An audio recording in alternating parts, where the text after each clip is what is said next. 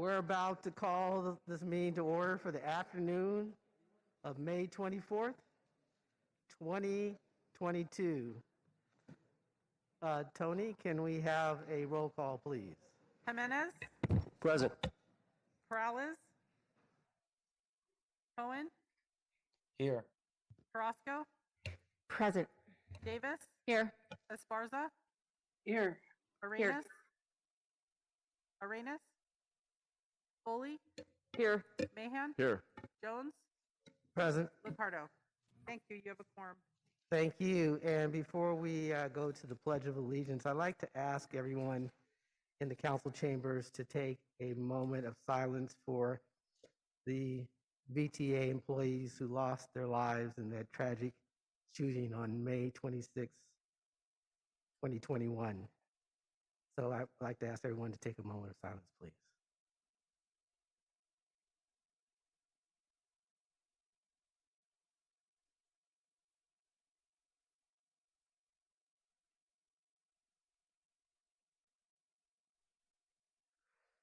Thank you. Now we're going to stand for the Pledge of Allegiance.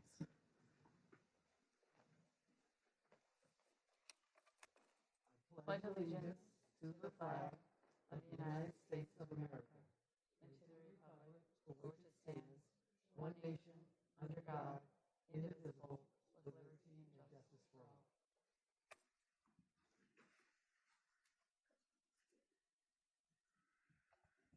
Today's invocation will be provided by Jonathan Borka, and Councilmember Carrasco will tell us more. Thank you, Vice Mayor. Good afternoon, everybody. I hope you're all enjoying this beautiful afternoon. And after last week's proclamation and invocations, I hope you're remembering to wear plenty of sunblock.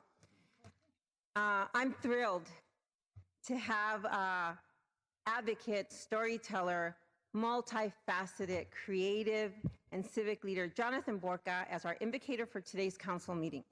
Jonathan was born in Albuquerque, New Mexico, lived in Misawa, Japan for several years, though was proudly raised in East Side neighborhood of Alum Rock, San Jose. So we get to proudly claim him as our own. Jonathan currently serves as Deputy Director for the School of Arts and Culture at the Mexican Heritage Plaza, a position he recently stepped into, so kudos to Jonathan and congratulations. For La Plaza, Borka has led all efforts for the California Arts Council Administrators of Color Fellowship, a statewide initiative aiming to uplift an inclusive workforce. Currently, he supports fund development, programmatic oversight, and special initiatives. When not working and volunteering, Jonathan dedicates his time and energy to local art, music projects, often holding space for other musical talent, orators, and creatives of all walks of life in stages like his Color Me Gold series and Francis Experiences. He's also got a residency at the 5 Points Bar in downtown San Jose, which I'm dying to see.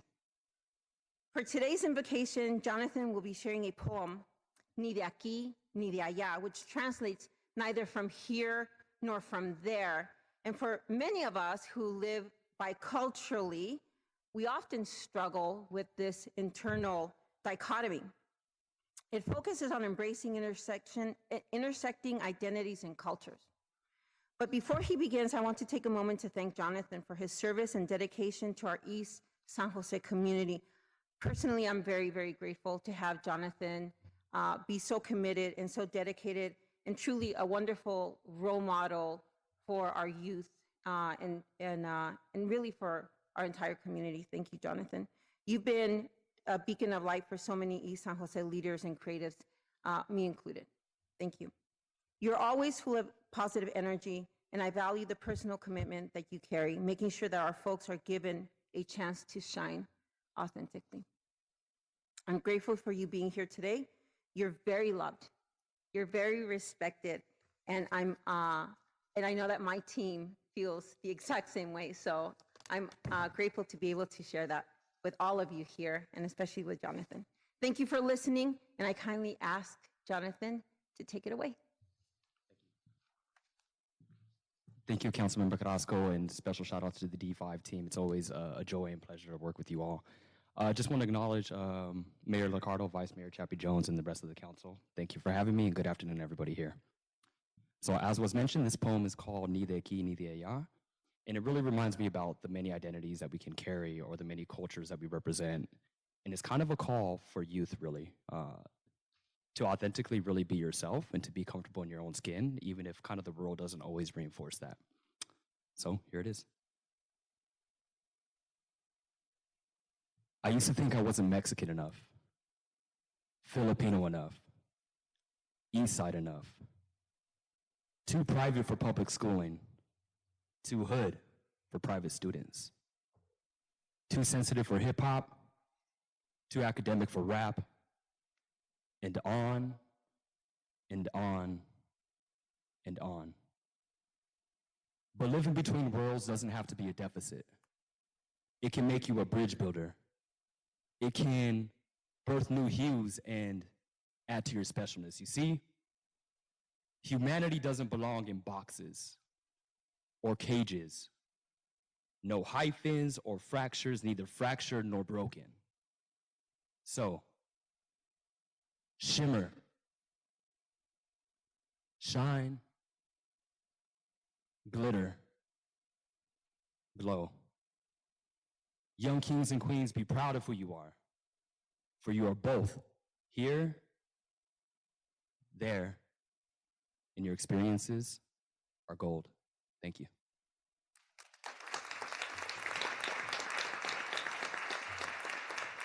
Thank you, John. Thank you.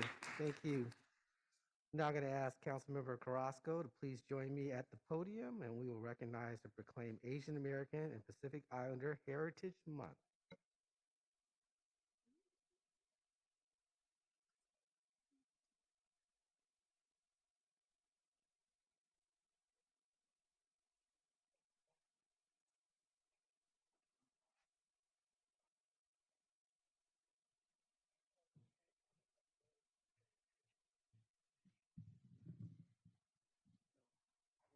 I'd like to welcome Sarita. Thank you for being here, Sarita.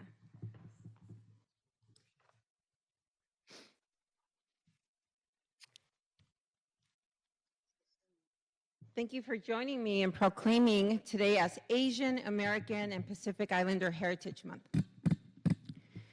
During the month of May, we pay tribute to our Asian American and Pacific Islander communities, recognizing their rich heritage and countless contributions to the history, culture, and achievements of our great nation. In just our own Bay Area community, we host one of the largest and most diverse API communities nationwide, as California alone houses 6.5 million API identifying immigrants, totaling over a third of all Asian immigrants. And the diversity shows here in San Jose.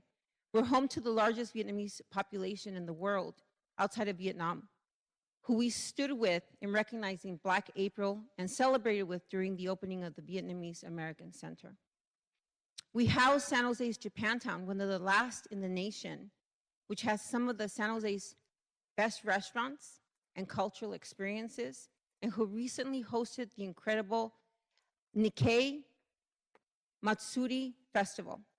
And we love to party it up with our lively Phil-Am community, recognized in our city and nation's history through the contributions of labor leaders Larry Itliong and Philip Veracruz, who played a pivotal role in the labor strikes and grape boycotts of the 60s.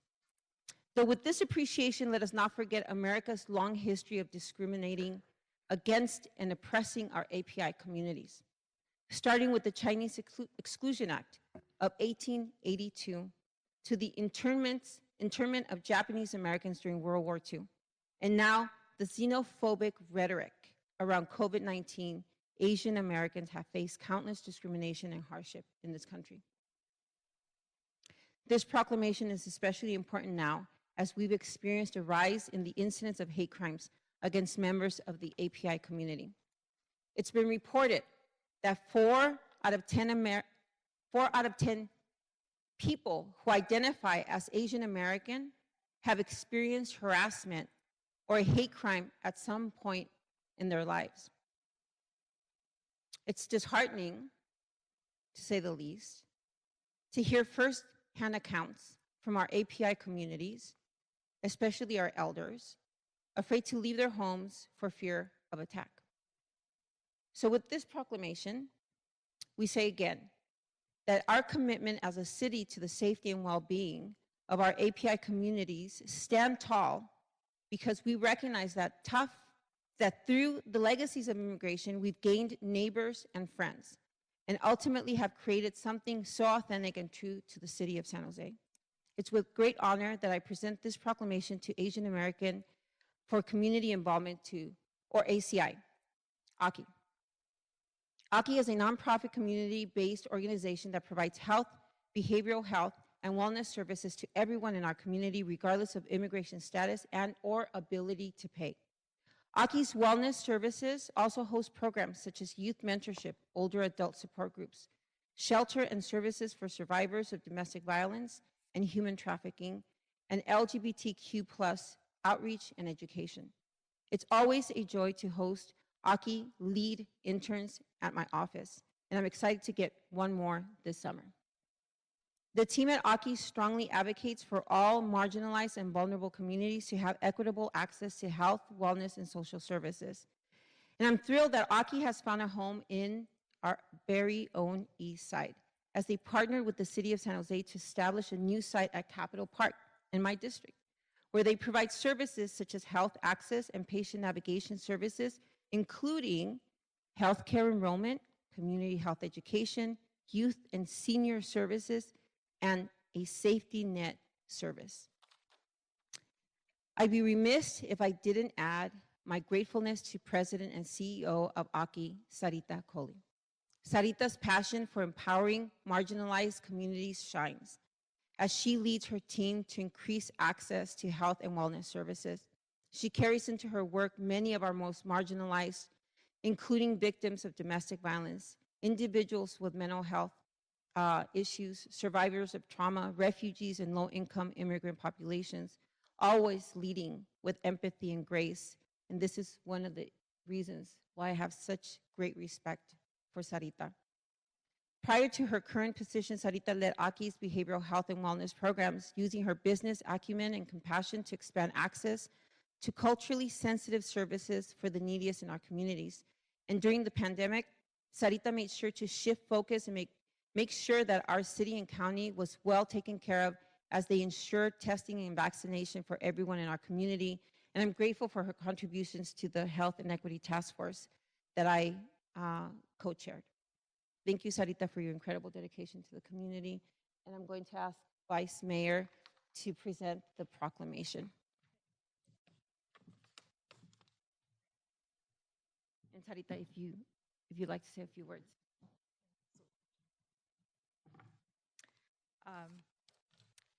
Good afternoon. Good afternoon, and thank you so much, Councilmember Carrasco, Vice Mayor Jones, and other council members. Thank you for inviting AKI to join you all today as we commemorate API Heritage Month and honor the contributions and the many successes that are contributed to by our API neighbors in San Jose. As you mentioned, San Jose is now, I think, the city in the continental United States with the largest API population. We're almost 40% of the community. I also want to take a moment to thank city leadership and staff and departments and programs that have engaged with API issues and have really worked hard to enhance cultural sensitivity in providing services. And have proactively taken a stance against anti-Asian hate, which we saw surface during this pandemic. I have had the distinct privilege and honor of leading AKI during these pandemic years.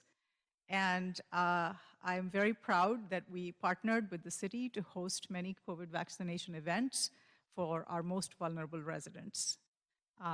And as Councilmember mentioned, we do have one location in her district but we also have 3 other locations within the city of San Jose. Our newest one is the Capitol Park building, and we are very excited to be there in the community, working for all members of the community, not just the API community. So while Aki works very hard to strengthen the hope and resilience of our community members by improving their health and wellness, I would be most remiss if I did not acknowledge that Aki is just one of a whole host of organizations with proud histories of serving the API community here in San Jose. So I want to share the honor of accepting this proclamation with all our sister organizations, and I want to honor their work and their commitment to our ongoing commitment to our communities. So thank you very much. We appreciate this a lot, and thank you for the acknowledgement.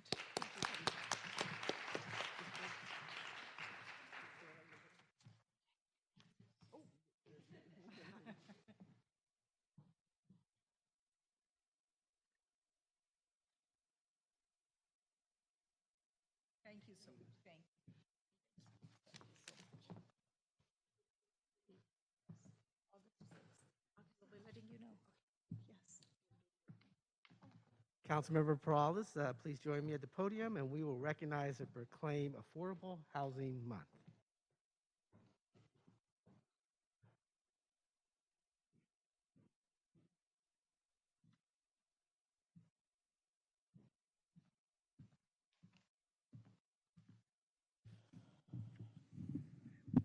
Thank you, Vice Mayor.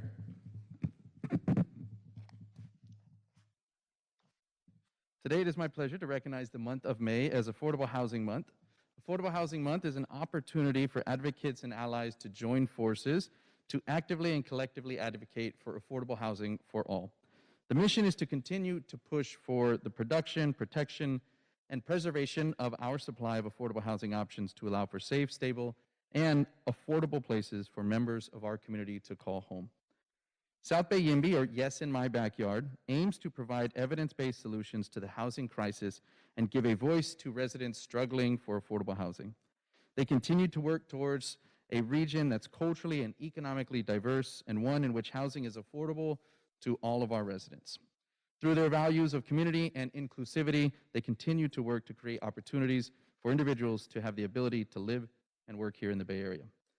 Today we are joined by a few members from South Bay YIMBY, Alex Melendrez, the organizing manager, and Emily Ramos, a YIMBY lead, and Ali Sapperman, a YIMBY lead as well.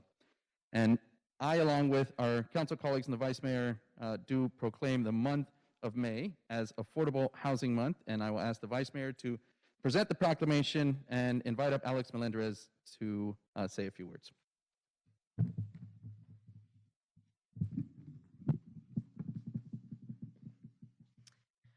Thank you so much, Councilmember Perales, City Council, Mayor, City staff. My name is Alex Melendrez. I am the organizing manager for South Bay YIMBY.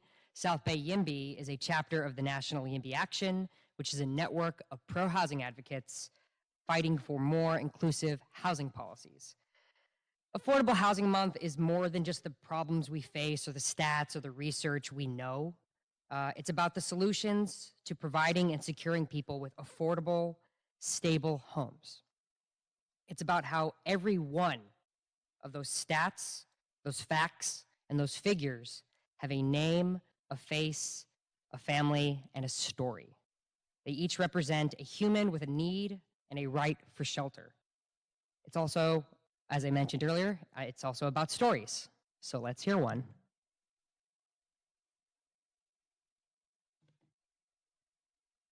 Hi, my name is Ali Saferman, and I'm speaking as an organizer at the Housing Action Coalition, a San Jose resident, and a YIMBY lead.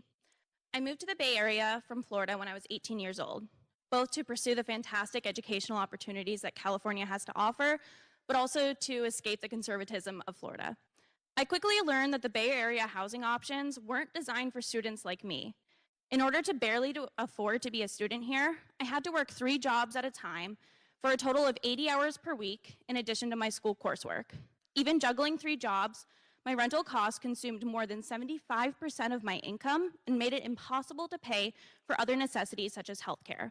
And the scant housing options I could afford were limited to renting out a living room or sharing a 2-bedroom, 1-bath with 6 people.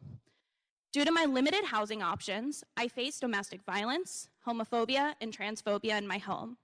As a result, I moved 10 times in 4 years to try to find better alternatives. Meanwhile, when I was struggling to find adequate and affordable housing, I was dealing with sexual harassment in my workplace, and I had to stay in that toxic workplace for over a year.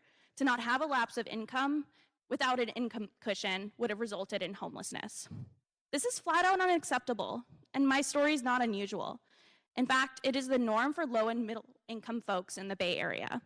We need every tool to be building housing for everyone to combat our housing shortage in California.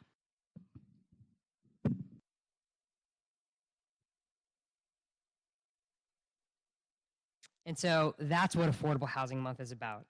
No one is undeserving of an affordable, stable home, and we must work to make it so.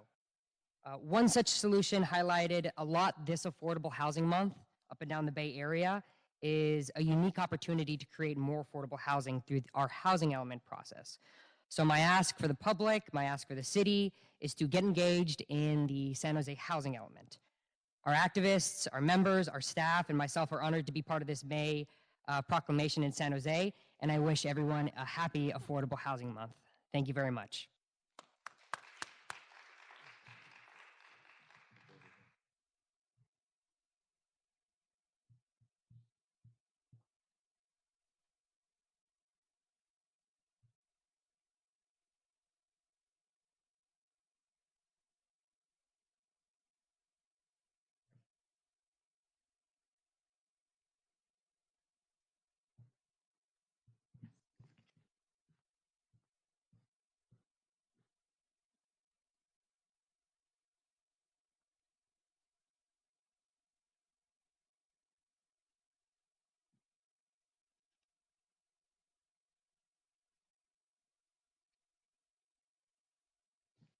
I would like now to recognize and proclaim May 26, 2022 as Remembrance Day for the VTA rail yard tragedy.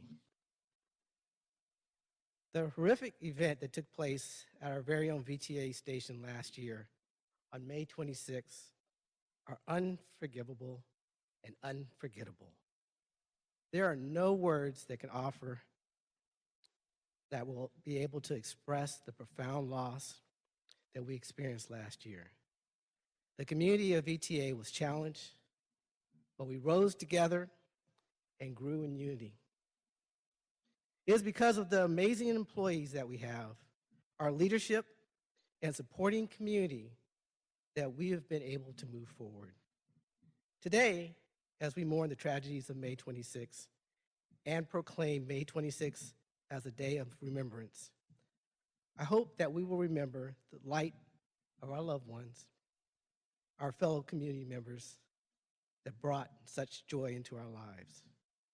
Here to accept the proclamation and say a few words is Carolyn Gannott, General Manager of VTA, and John Courtney, ATU Union Leader.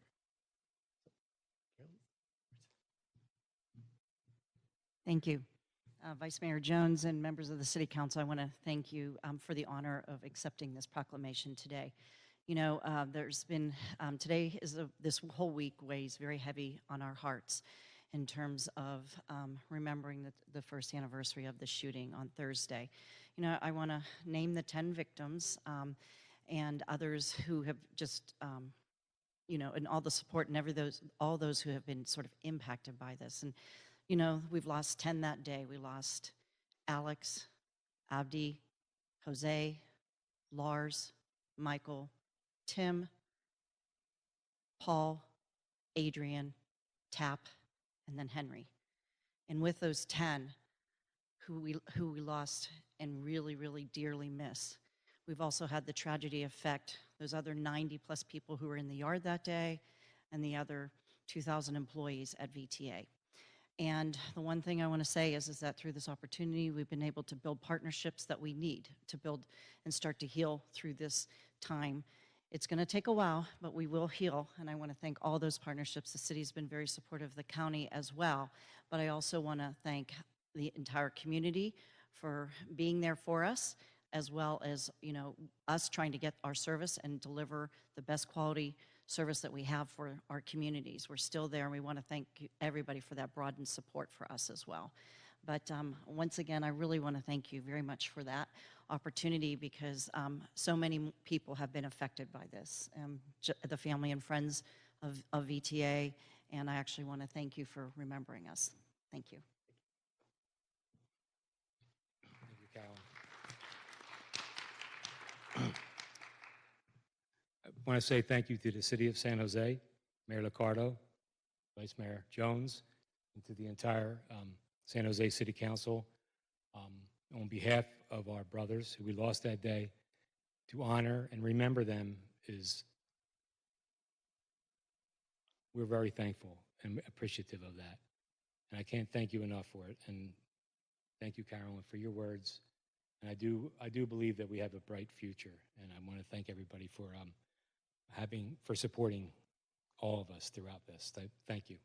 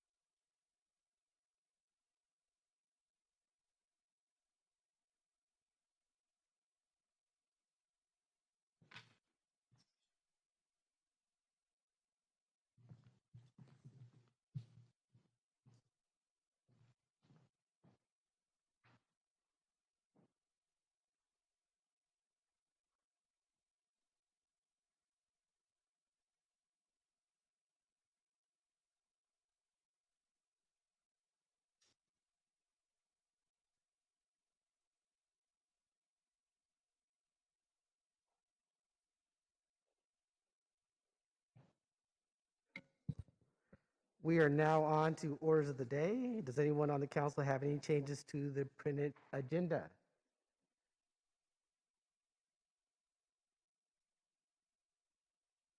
Seeing no hands raised. Okay. On to the closed session report. City Attorney?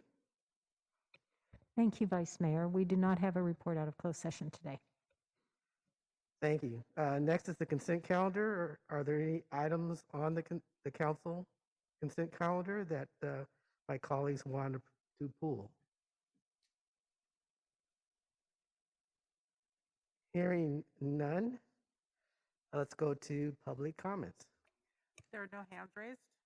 All right, no hands raised. So can I get a motion for the consent calendar, please? Move approval. Second. All right, moved and seconded. Tony? Jimenez, Yes. Morales, Yes. Cohen, Aye. Carrasco, Aye. Davis, Yes. Esparza, Yes. Arenas, Yes. Foley, Aye. Mahan, Aye. Jones. Aye. Thank you. Okay, on to item 3.1, report of the city manager. Thank you, Vice Mayor Jones. I do have a report today. I want to talk a little bit about our flash report transition. When the COVID-19 pandemic began more than 2 years ago, city staff launched the flash report, which has proven to be a very effective and efficient tool in communicating with our community.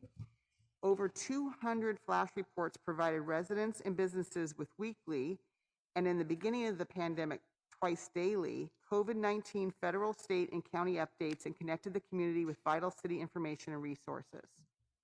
I'd like to thank and recognize the commendable efforts of our incredible city staff from throughout the organization who provided timely and consistent communication to our community throughout the pandemic. In the city manager's office, I would like to thank Lee Wilcox, Assistant City Manager, Kip Harkness, Deputy City Manager, Rosalind Huey, Deputy City Manager, Dolan Beckel, our Director of Civic Innovation, Carolina Camarena, Director of Communications, Danielle Torrialba, Staff Specialist, Matt Opsel, Senior Executive Analyst, Andrew Boyce, Executive Analyst, Gabby Ivea, Executive Analyst, Sabi Cower, Executive Analyst 2. In the airport, I'd like to thank Vicki Day, a Program Manager 2. In San Jose Clean Energy, Kate Ziemba, Public Information Manager, and Amanda Orozco, Senior Public Information Representative. In our San Jose Police Department, Mimi Nguyen, Crime Prevention Specialist. Department of Transportation, Colin Haney, Public Information Manager. And many, many more who have not listed. Thank you very, very much. As we move toward the recovery phase, a transition in our communication efforts is underway. This means that the flash report will transition into a new monthly report called the City Manager's 30-Day Roundup, and the homepage will be transitioned back to its original format. While we continue to communicate vaccination and boosting information through the City Manager's 30-Day Roundup and via other outreach tactics to the community, we are focusing on connecting our most affected residents to city resources through continued community outreach as residents recover from the pandemic. Although the flash report is retiring for the COVID-19 pandemic, we will continue to utilize this impactful communication tool for future emergencies. Thank you again to all that participated in producing that flash report. It did take a village, as you can see there. Thank you. Thank you. Now we'll take public comments on the city manager's report. Blair Beekman. Hi, Blair Beekman here. Thanks for the meeting today. I just had a simple request that thank you that you're allowing public comment on today's city manager's report. But I'm a bit perturbed that sometimes you won't allow public comment at the city manager's report. I feel that's a bit inconsistent and not good practices of the public meeting process. I hope we can work on a bit more consistency and regularity to allow public comment when the city manager has something to say on an item like today. So again, thank you for the item, and it's something I think we really need to work on. Thank you. Back to council. Thank you. Next is item 3.3, city roadmap, third quarter 2021-2022 update. And we do have a presentation. Who's going to kick us off? Is Eric? Yep. Okay. Good afternoon, City Council, Mayor, members of the public. My name is Eric Chiarella Jensen, Assistant to the City Manager. I'm joined in the box today with by Lee Wilcox, Assistant City Manager, Deputy City Manager, Rosalind Huey, Angel Rios, Rob Lloyd, and Kip Harkness, and Director of the Office of Civic Innovation, Dolan Beckel. We are here today to deliver the third quarter update on the city roadmap. Today's agenda for the brief presentation is brief background on the city roadmap, along with status report on the objectives and key results for 7 enterprise priorities, those being the 7 here: community and economic recovery, emergency management and preparedness, ending homelessness, safe, vibrant, and inclusive neighborhoods and public life, building the San Jose of tomorrow with a downtown for everyone, strategic fiscal positioning and resource deployment, and powered by people. And then we'll close with a few next steps. As a reminder, the purpose of the roadmap is to focus the city on its most vital change initiatives and service transformations. Last week, Council voted unanimously to adopt a 2022-2023 city roadmap. However, through June, the administration will continue to communicate, manage, and measure progress towards the 21-22 city roadmap shown here. We now have 7 enterprise priorities reporting through this quarterly city roadmap process to Council. Today, each executive sponsor will briefly share an overview along with the number and percentage of actual key results for the past quarter, with a Q3 timeframe of January 1st through March 31st, and the number of planned key results underway for the current quarter, with a Q4 timeframe from April 1st through June 30th. After that, we will address council member specific questions and comments about any of these key results during the council discussion section. I will now turn the presentation over to Rob to start with community and economic recovery. Thank you, Eric.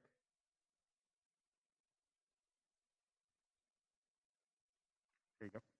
Good afternoon, Mayor, City Council, and members of the public. Deputy City Manager Rob Lloyd. This enterprise priority is about lifting small business and families up through an equitable recovery. The Recovery Task Force work in committees is underway and focused on community engagement through the summer. We continue to stretch teams with these goals, knowing how important this work is to council and our community. Highlights include distributing the remaining 5% of arts and cultures grants, ordering over 6,000 school and youth connectivity devices, and opening registration for childcare programming for the summer and academic year. Among these 22 key results. For quarter three, we had 19 green key results, or 86%, 3 yellow key results, or 14%, and 0 red. On the 3 yellow, just a couple notations. Hiring 5 business development staff. Economic Development and Cultural Affairs has hired 4. Focus has been heavily on the community's small and most vulnerable businesses. For Incorporate the Promotora approach, staff will be providing grants to the local nonprofits who employ the promotoras or with leadership development programs to conduct the community engagement. We've identified and are in discussions with the nonprofit partners to develop the scope of work with the goal to begin this work in July of 2022.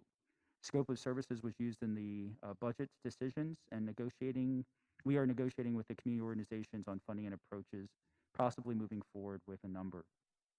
Initial data and outreach activities for food, we are able to get the data collection tool up. The nonprofit partners are working to collect and report and have asked for a little bit more time.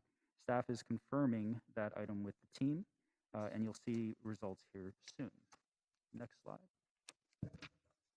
In quarter four, we are working towards these 20 planned key results.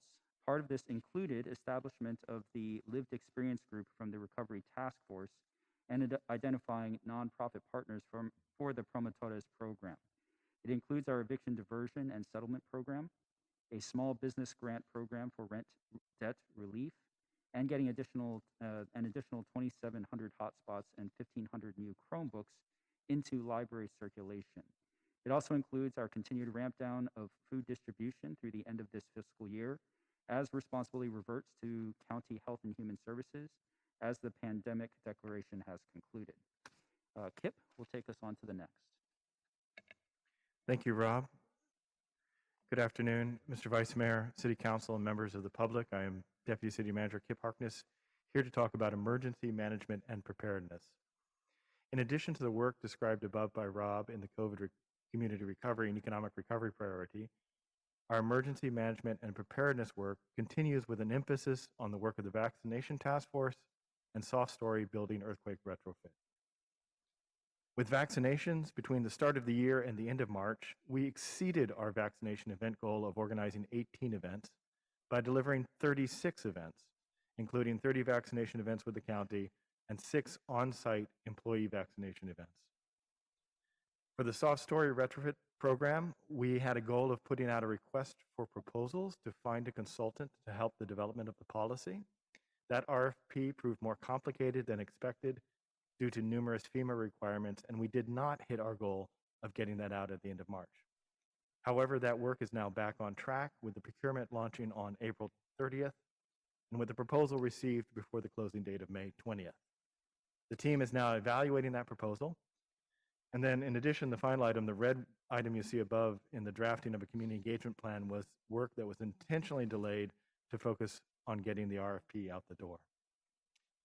Moving on to the current quarter and the next slide. Between now and the end of June, we are working toward these 8 key results.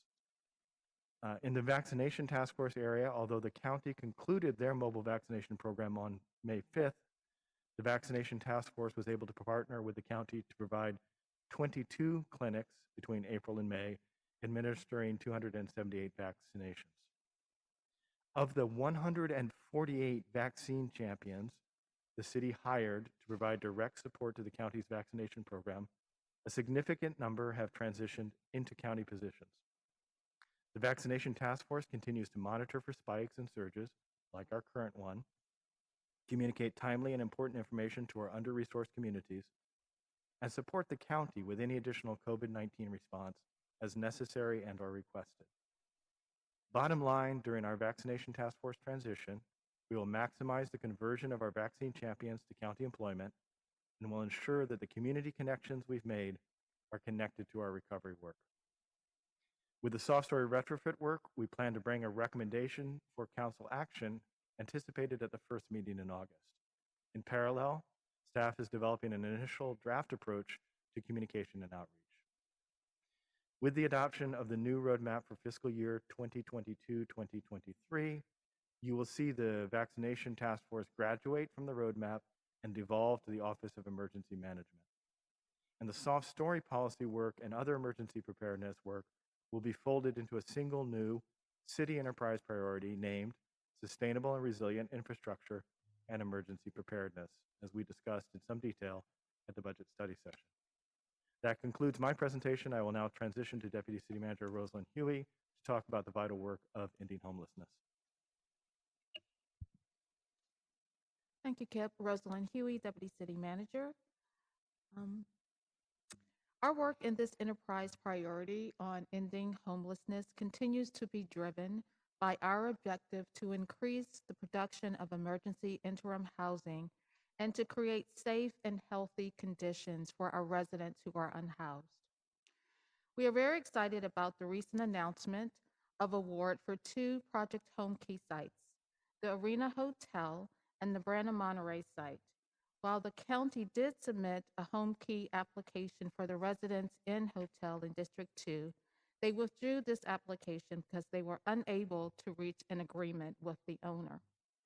In quarter 3, we had 4 green key results, or 57%, 3 yellow key results, or 43%, and no red key results. The next slide, in quarter 4, we are working toward these 7 planned key results shown on the slide. Of note, we will be coming to City Council on June 21st in response to the direction on identifying new sites for quick build emergency interim housing. I will now turn the presentation over to Angel Rios to review the next enterprise priority. Thank you, Rosalind. In our neighborhoods and public life enterprise priority, we continue to advance our work to build a safe, vibrant, and inclusive community. Some highlights from Q3 include bringing a number of public safety reports to council. In total, these reports contribute to the over 450 recommendations that will be brought to council in the fall. Additionally, we developed the Children and Youth Services spending proposal for the $10.5 million in ARP funds. In terms of the red item, we have in time since quarter 3 shifted to weekly encampment trash services, making this one green. In terms of our equity strategy, we shifted our approach from conducting additional senior and executive staff workshops to instead rolling out citywide trainings, which you will see in our Q4 goals. In quarter 3, we had 11 green key results, 3 yellow key results, and 1 red key result. Just a couple of highlights in the area of Beautify SJ, our weekly encampment trash service. Initially, we were providing this weekly in 1 of 3 zones in the city. However, since completed accelerated hiring, we've been able to move to weekly pickup in all 3 zones. This is a significant shift in a really good direction for our city. With respect to hiring challenges, we've accelerated hiring in this area, and we've really transitioned jobs largely within PRNS, and that's allowing us to accelerate this vital work. In the area of San Jose 311 in virtual agents, we deployed 2 virtual agents in English and in Spanish to increase the language access of key city services. However, the Google platform did not have a solution ready for Vietnamese. Google has since released Vietnamese translation for virtual agents, and the team is working to add Vietnamese to the S311 virtual agent. The team completed 3 priority accessibility enhancements for San Jose 311 web and mobile apps, and will continue making the remaining priority accessibility enhancement in quarter 4, focusing on continuous improvement. In the area of traffic safety, 11 projects were completed. Lincoln and Clark Enhanced Crosswalk Project, San Carlos and Josefa, Tisch Radar signs, Cadillac Winchester, just to name a few. We also deployed 52 changeable message signboards as per the Vision Zero Priority Safety Corridor strategy. And this is very important work, as we all know. And in the area of, also in the area of Beautify SJ, we completed 11 joint projects with Valley Water during Q3 and removed over 200,000 pounds of debris from the following waterways: Coyote, Guadalupe, Lower Silver Creek, Penitencia, and Los Gatos. In Q4, we are working towards these 10 planned key results. Some of these include rolling out weekly encampment trash services, citywide racial equity training for full and part-time benefited, non-sworn employees, traffic safety projects, and deploying new services in San Jose 311, such as reporting illegal fireworks. Now I'll turn this back to Deputy City Manager Roseland. Thank you, Angel. The next enterprise priority is building the San Jose of tomorrow with a downtown for everyone. And this is the first time the council will be receiving a report on this enterprise priority. And I also want to remind the council that this enterprise priority combines two former separate enterprise priorities of downtown and development services transformation. Many of these initiatives have a longer time horizon with policy and implementation work that takes time. Even so, we continue to make progress in Q3 in our work to build the San Jose of tomorrow, including the rezonings to align our zoning with the general plan, allocating Google Community Benefits funds, amending the North San Jose policy and related documents, the final environmental impact report for the San Jose portion of the California High-Speed Rail project, and integrating our permitting system, Amanda 7, with our public portal, allowing customers to create Amanda folders for their own projects. Next slide. In Q4, we are working towards these 8 planned key results shown on the slide. We are excited that some of these items have actually already been completed, including the big milestone last week with City Council's unanimous approval of the amendments to the North San Jose policy and related documents. Also, City Council has approved 4 batches of rezonings that support our work to align our zoning with the general plan, and another set of rezonings is scheduled to come to council for action on June 7th. We are also adding 2 members to the Diridon team to help us with this work effort. We're adding an executive analyst that will lead the Downtown West budget management and support the administrative processes and Downtown West community benefits administration. And we're also looking to add a senior executive analyst that will manage some of the interdepartmental district-wide projects, such as the Downtown West District Systems Implementation Plan. Both of these positions will also help with the community and stakeholder engagement and program management functions.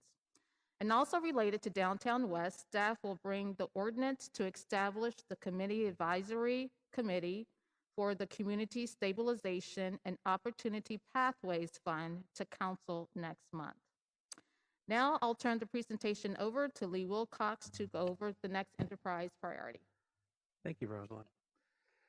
I have our 2 foundational enterprise priorities, and I'm going to start with strategic fiscal positioning and resource deployment. And as Rosalind mentioned with hers, this is the first time the council will be receiving a report on this enterprise priority. And it is foundational work, and in some cases, such as secure city cybersecurity, this information is confidential. So for this reason, you will not hear reports today about improvements around cybersecurity, and you will instead hear those in closed session as they come forward. Some of the results and highlights from the Q3 include securing delegation member support for over $10 million for FY23 state earmarks and receiving nearly $3 million in this fiscal year for federal earmarks for community safety and digital inclusion programs. In addition, 100% of departments did participate and complete budgeting for equity worksheets as part of the proposed development of the proposed budget. In addition, our IGR department has been busy advocating with our state delegation and members, as well as the governor's office, around city priorities, around city-supported and sponsored legislation, around ballot measures, emergency services and resources, COVID-19 resources, the Shoreline Levy Project, as well as homelessness funding. Next slide. For the last quarter, we'll be working towards these 12 plan key results in front of you today.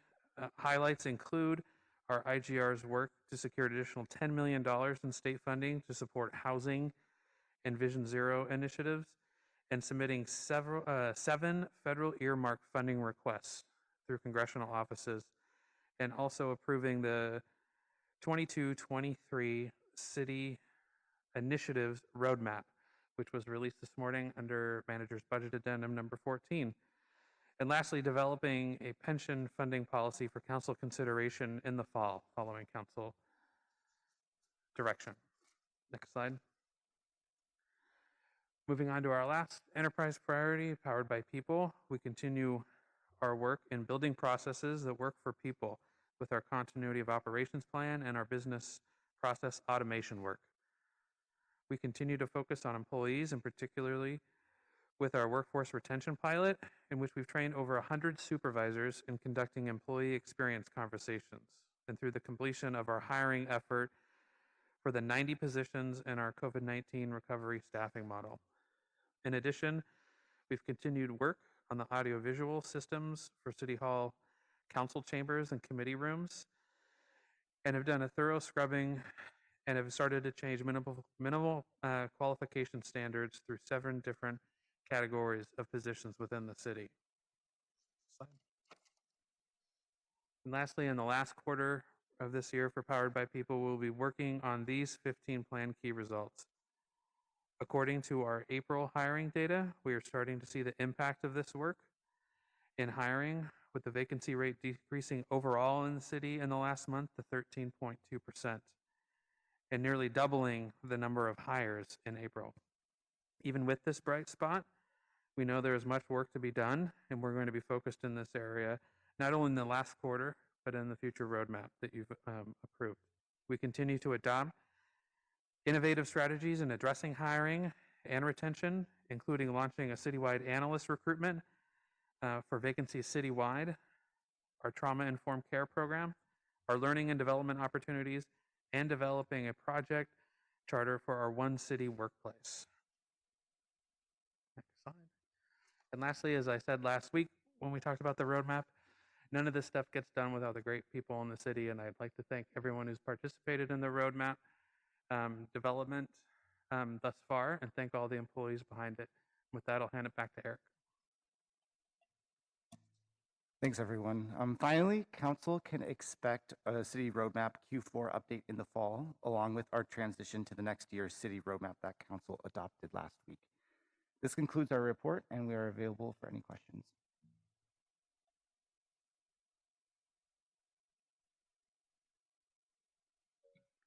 Thank you for that presentation. We will now go to public comments on this item. Christina Johnson. I would like to talk about item 3.3. Thank you, Councilmember Arenas, for putting forth this memo about the national formula shortage. For the past month, I've seen impacts of the formula shortage unfold around me, impacting many vulnerable families in our community who are dependent on formula as the main source of nutrition for their babies. Not only were families struggling to find the right formula for their children, but when they did find it, it was common for them to be charged over 40%. A mom recently shared with me how a 12-ounce can of formula that would usually cost $18 to $19 was now costing her $27 to $30. This, coupled with increasing inflation rates, is pushing more families into poverty and forcing them to make a decision between paying rent and paying for formula. I beseech the council today, please declare this formula shortage an emergency to alleviate some of the burdens our families who are already suffering and still recovering from this pandemic. I would also like to add that breastfeeding is not free. Breastfeeding is time-intensive and comes with mental and physical price. A year of breastfeeding adds up to roughly 1,800 hours. That's basically a full-time unpaid job. Breastfeeding is not a solution to this systemic problem. Please help our families today by declaring this an emergency. Thank you for your time. Wendy. Thank you. Can you hear me? Yes. All right, thank you. My name is Wendy Mahaney Gurahu, and I'm here on behalf of First 5 Santa Clara County. to do two things. One, to express our gratitude to you all and our partnership as we have been working with EOC around formula distribution. Throughout the whole pandemic. In fact, we have been serving around 3,438 families unduplicated, moving about 31,160 formula cans out with 1,976 in February alone. We will continue this effort through June when the funding will end. We're also working with Supply Bank and using a different brand than Similac, and we've secured that as well. We completely support the memo from Councilmember Arenas around the national formula shortage and price gouging. This is not going to go away very quickly. So we stand ready to support you, our babies, and our moms as we move through this. I will also say Healthier Kids Foundation has been a strategic partner through our family resource centers and our distribution, and will continue to do so. Again, we thank you for your effort, your money, your time, and your priority. Blair Beekman. Hi, Blair Beekman. I just thought of a nice new saying. Let's be considering the ideas of peace and food security, not war. Thanks for this item. I think openness and accountability and good communication kind of have to be like important points to this item and how we're going to be talking to ourselves in the next few years. And the work and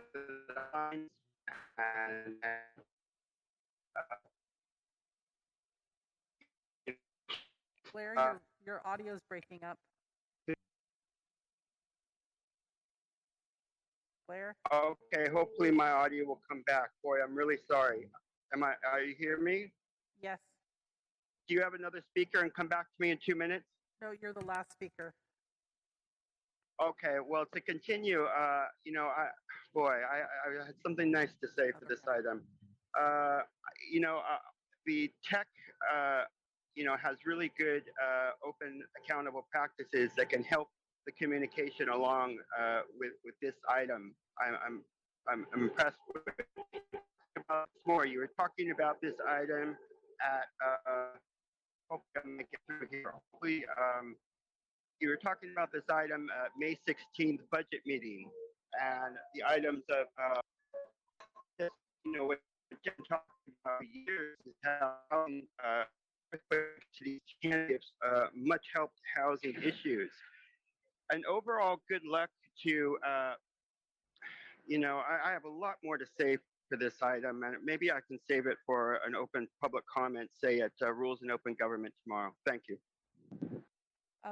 Another hand went up, so Brian Darby. Yes, I read through part of the report. A lot of people put in a lot of work. Appreciate that. Just one thing, the homeless people who are unhoused really is a crisis. And during a crisis, like we did with COVID, we have to take quote unquote drastic measures. I've been studying building those tiny homes. There's places in Texas that do it for $4,000, not counting the full blow off, but at less than $10,000, you get a new house. And we're talking 1,100 square foot. We're not talking small homes. They're fairly good size. You can get a whole bunch of the 3D printers that actually print out the framework of the house. The main framework can be done can have the whole house done in a week. It seems like we should at least be talking about that. I know there's a lot of legal issues because of labor is being number one. But like we said, if it's a crisis, we need to act like it's a crisis. Thank you. Back to council. Thank you, Councilmember Arenas. Thank you, Vice Mayor. I'd like to thank Wendy and Christina for their comments around the formula shortage. I know this is just one of the items that falls under some of the work that we've done in the past. When the pandemic hit, all of my colleagues and the mayor, we came together and we funded diapers and wipes and formula that was very much needed. And I'm really grateful for partners like First Five that were able to distribute some of the supplies through their family resource centers and continue to do so. And especially right now when we know that we are having some issues with supply. And this is a greater issue that doesn't impact the council, but it does impact our community, and that is the kind of monopoly that for companies or corporations have over baby formula. 90% of baby formula is monopolized by 4 different companies. And when one of them has some issues around recall, because this is all stemming from a recall, and some say a lack of checks and balances with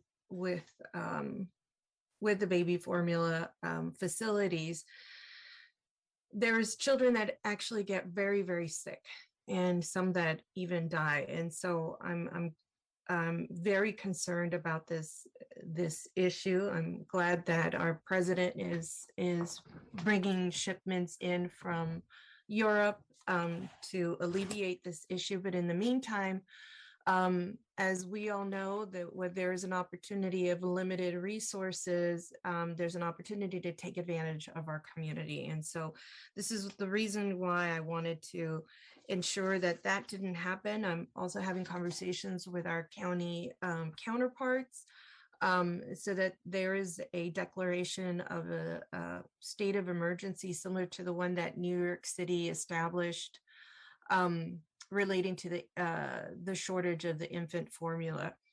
And so this memo includes that. I also wanted to check in on the availability of the infant formula in San Jose. We've heard from community that there is a shortage very informally, but I know that the county has a consumer protection agency office, and I think that we can partner with them to figure this piece out, as well as hopefully not have to use the stick and instead use a carrot, and have a lot of our retailers and grocery stores pledge a formula, a family-friendly formula pledge that they will stick to as close to the suggested retail price of infant formula and prevent price gouging, especially for those who are the most in need.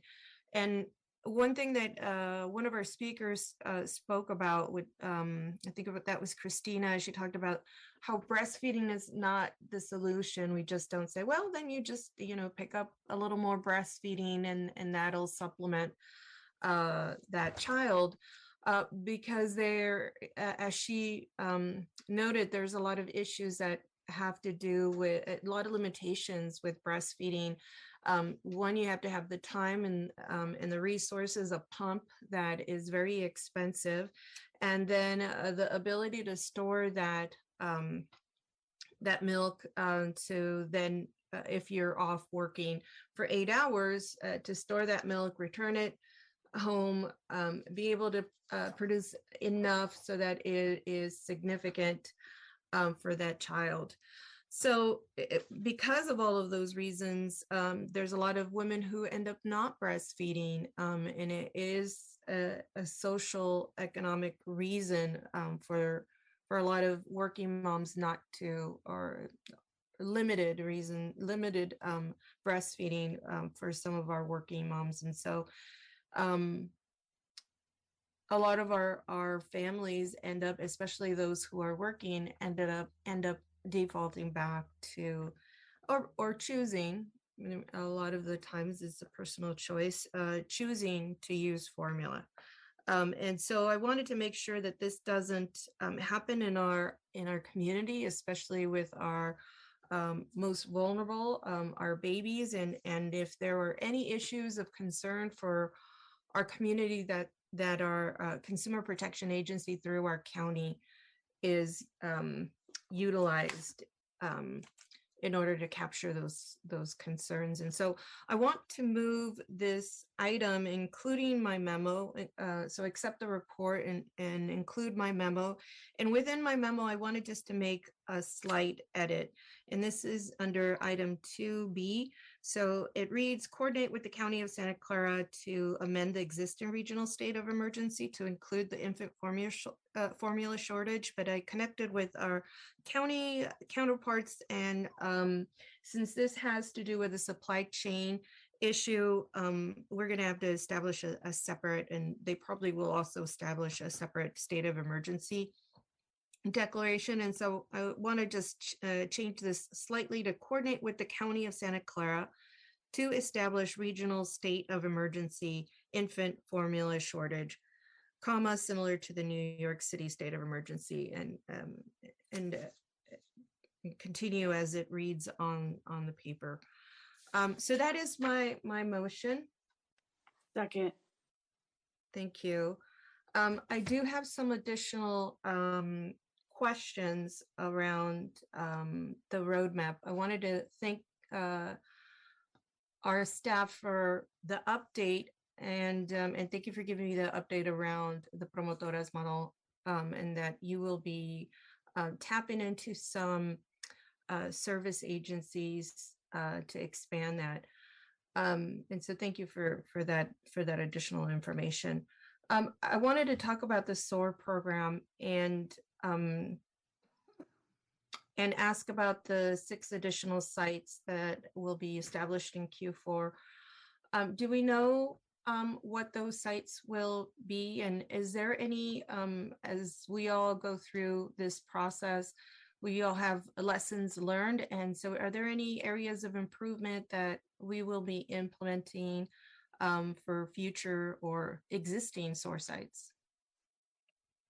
Thank you. Councilmember Reagan is here to give you details on that question. Thank you.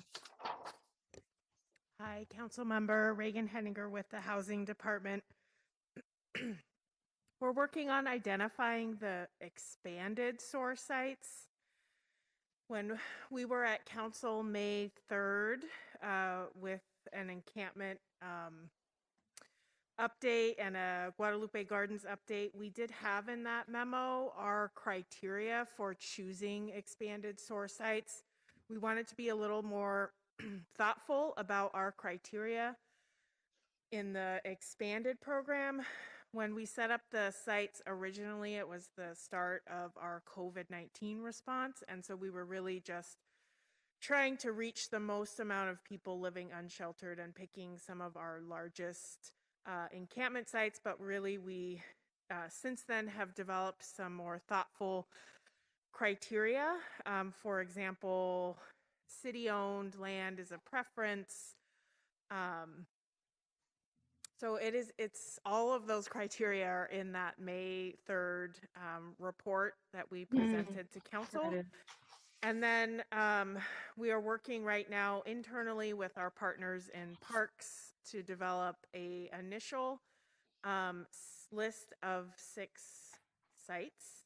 And we may update some of the first SOAR sites, like some of them have been abated, so we may replace them with new sites. And then I anticipate that we'll bring those sites to council when we come with that contract authority for the expanded SOAR program.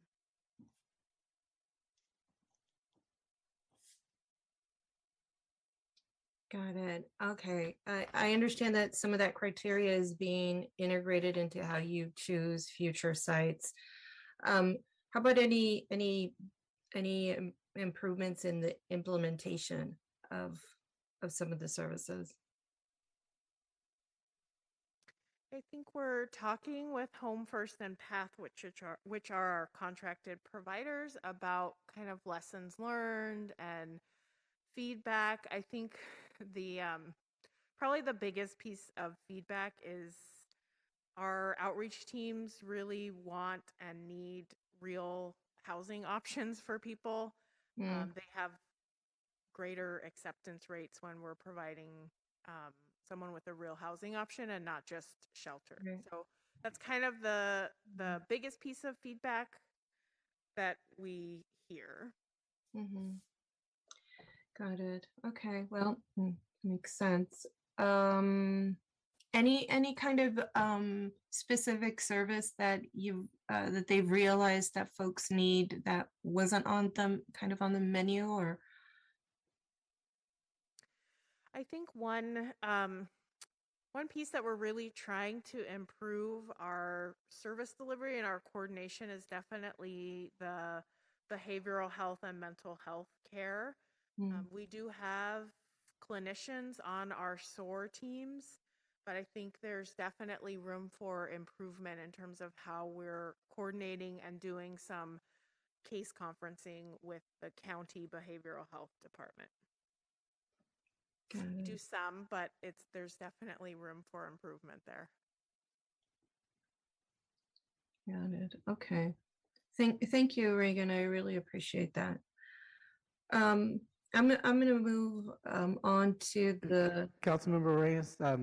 Oh my gosh, I'm sorry. Yes, I've taken. I'm just going to let at my 10 Councilmember minute. Davis.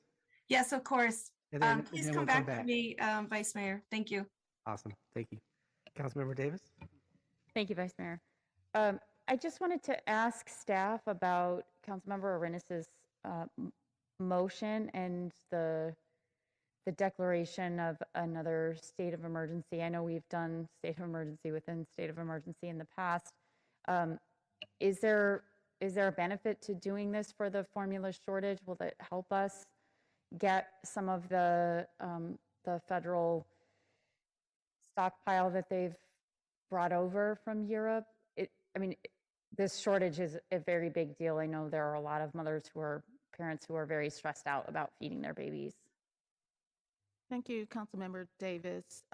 Yes, we certainly agree. The shortage is quite severe, and we're all very concerned with that. So we are actually looking to connect with the county to talk about the options for this state of emergency. And regarding the other items in Councilmember Arenas' memo, in terms of the availability of the formula and the pledge, we would need some time to go back and do some work on this, and then bring these items back to City Council for consideration on June 7th. Okay, and is this something that's feasible within the workload? I just want to be clear because we took on food distribution during the pandemic when that was clearly a task that should have been done at the county. And I don't want us to, as I do very much care about this issue, but I don't want us to take on tasks that are the responsibility of the county going forward when we, continue to have a shortage of resources in our own city for the primary responsibilities that we are supposed to be providing to our residents. So I just want to be really clear about the workload and what this may displace. Yeah, Councilmember Davis, Angel Rios, Deputy City Manager. I think what makes this doable is really recommendation 2B, right? Where it really shifts and places the emphasis of this work on the county where it really needs to be. We, of course, will help inform that. We'll of course, work in partnership as we have since day one. From a response standpoint, we really support the idea of erring on the side of acting fast because you can go to any retail store right now and you'll see empty shelves, right? So I think although the statistics haven't shown up, the shelves I think are voting, right? But item 2B is very important here because I don't think the city is in a position to lead this effort solely, but this is really about working with the county and helping to inform their work in this area and support them. We would play a subordinate role to their primary role. Okay, thank you. I appreciate that. And then in terms of the item 2C, is that something that we could, instead of establishing that ourselves, is that something that we could request that the county do? Yeah, Councilmember, I actually like that thinking, and Councilmember Arenas made reference to the Consumer Protection Agency. Many of those support agencies are loaded within the county structure, and so our hope would be that we would explore this option with the county and also ask them to take lead in this effort as well, since they have the infrastructure to support it. Okay, thank you. Councilmember Arenas, would you be willing to amend your motion for item 2C to make that a request of the county so that they take the lead on this issue? Oh, sure, to establish a family-friendly pledge. Yes. Yeah, I'm open to that. I think that we can say, coordinate with the county, with the county's consumer protection agency to explore a family-friendly formula pledge with local retailers. Thank you. Etc. Thank you. That's it for my question. No problem. And is that okay with the seconder? Yes. Great. Councilmember Mahan. Thanks, Vice Mayor. Thank you for the report. Really appreciate the focus and greater visibility into the work we're doing at the city. I think it's helpful. One just process question, maybe two actually. We are reviewing OKRs. So we looked back at the OKRs that ended in March. What are we calling that?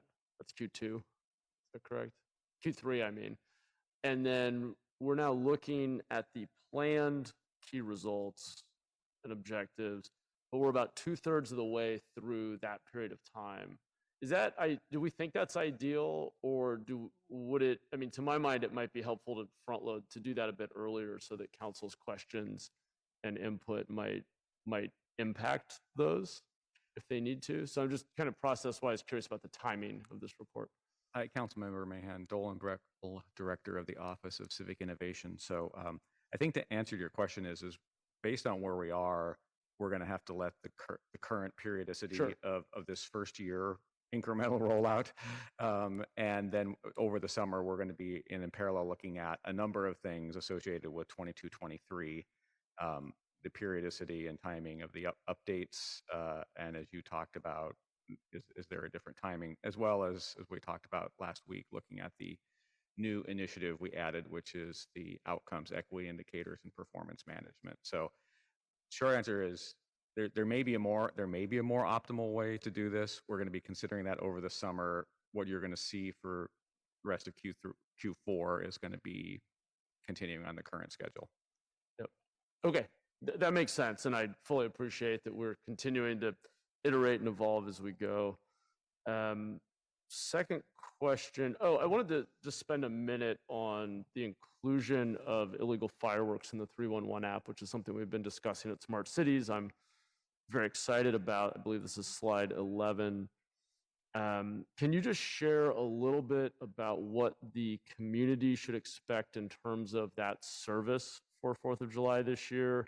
And given that we know there are real barriers to actual enforcement, how are we in the tool going to set appropriate expectations with people who are reporting illegal fireworks? Thank you, Councilmember. Rob Lloyd, Deputy City Manager. The tool is being developed in coordination with the fire department, communications, and others, with your core point being how do we receive it, and I believe also communicate to them what to expect in terms of response. Yeah, and just specifically, I know we talked about this a bit in the past in Smart Cities. Given that the fulfillment on this is likely to be lacking for many people because we can't find the person or we can't actually cite them, I'm wondering how we're managing expectations. I think it's great that we're providing the tool to the community and collecting the data, but how do we anticipate, and obviously we'll learn and get better in future years, but for this 4th of July, what are we going to share with folks who use the tool about what we're doing with the information? And if they continue to hear fireworks going off for the next 3 nights and the reporting it hasn't stopped that, how do we not actually erode trust from the public when they use the tool is maybe the more specific question. Thank you, Councilmember. There's 3 pieces to this. One is a communications campaign in advance to let people know how it's going to work.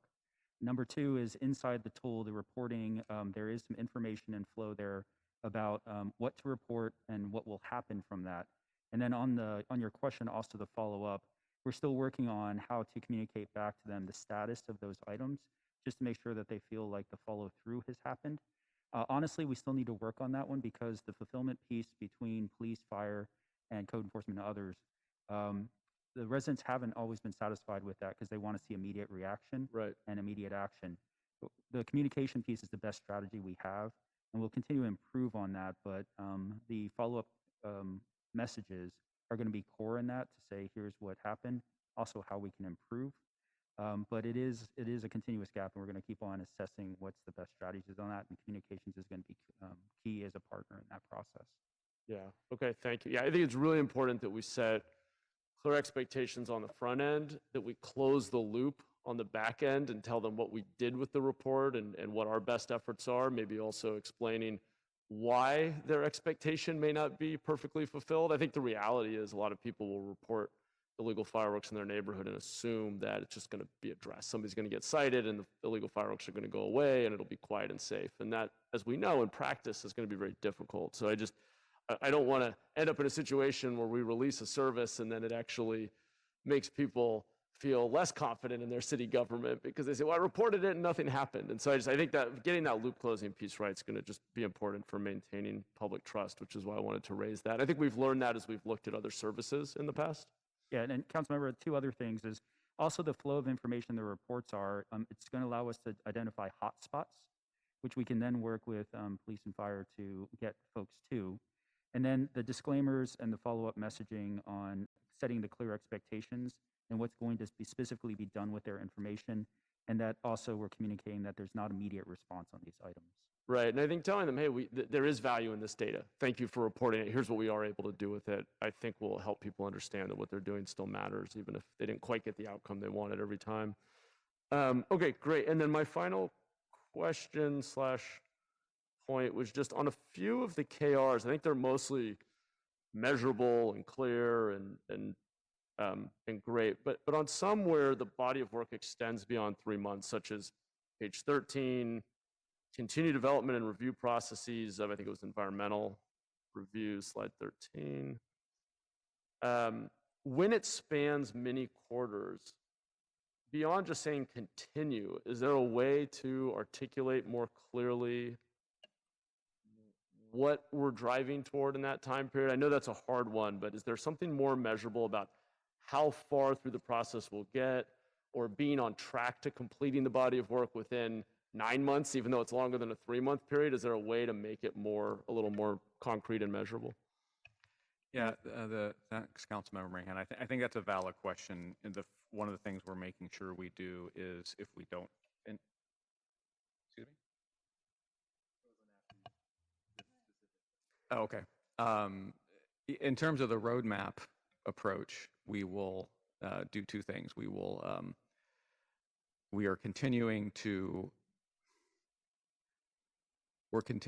show if an item is not green and it has not been completed. We're continuing to highlight the fact in the report that it was not completed and the plan to get it completed in the next quarter. And then in terms of multiple programs and projects that span multiple timeframes beyond just a quarter, I think it's a good piece of feedback, and we'll look at that and figure out how to make that more clear, either on the visual or in the report, or both. Cool. Yeah, thank you, Councilmember Mahan. Great point. Because as I look at this particular OKR, we have the actual development projects, the 13 downtown and the 4 outside of downtown. So first and foremost, it's going to be important for our project managers to establish the agreed upon schedule with the applicant. So that's step 1. So once we have that information confirmed, then as we present our updates on the roadmap, we can share with you and the council how we're tracking on that agreed upon project schedule, project by project. But that's a great point, absolutely. Great, awesome, that makes sense. Thank you. That's all I had, Chair. Thank you, Councilmember Arenas. We're back to you. Oh, great, thank you. All right, so I'm going to move into the area of safe, vibrant, and inclusive neighborhoods and public life.